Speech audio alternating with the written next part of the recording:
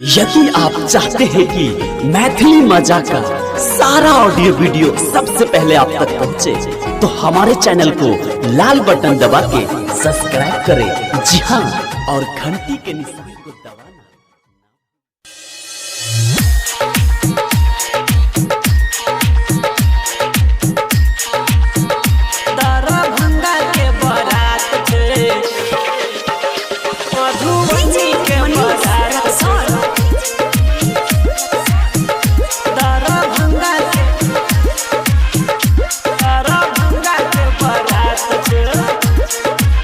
उजाला म्यूजिक के शानदार प्रस्तुति।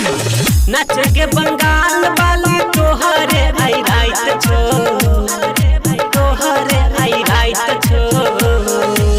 नच के बंगाल वाली तोहरे आई राइट छो। लहंगा उठा दे दरा भंगा के बारात छो। लहंगा उठा दे दरा भंगा के बारात छो।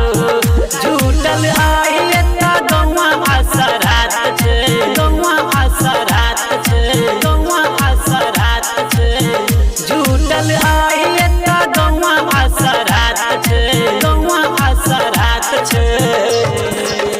लहंगा उठा दे दरा भंगा के बारात छे। घघरी उठा दे मधुबनी के बारात छे। दरा भंगा के बारात छे।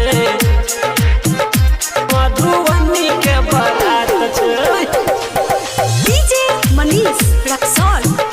दरा भंगा के बारात छे। उजाला म्यूजिक के शानदार प्रस्तुति। कनी है सजी तू गई अपन होठ लाली से। भर दे तो छोरा सब चोली बना सकुआ से, चोली बना सकुआ से, चोली बना सकुआ से।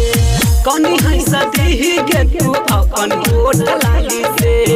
भर दे तो छोरा सब चोली बना सकुआ से। कमर हिला दे छौरी इज्जत के बात छे। कमर हिला दे छौरी इज्जत के बात छे, इज्जत के बात छे। लहंगा उठा दे दरा भंगा के बारात छे। लहंगा उठा दे मधुबनी के बारात छे। डीजे मनीष रक्सौल। दरा भंगा के बारात छे। दरा भंगा बारात छे। अंकित उजाला के बुझने अनारी। डीजे शिव शंकर छोड़ा तो बेमारी, छोड़ा तो बेमारी, छोड़ा तो बेमारी। अंकित उजाला के बुझने अनारी। डीजे शिव शंकर छोड़ा तो बेमारी। किशन रफ्तार से पहला मुलाकात छे।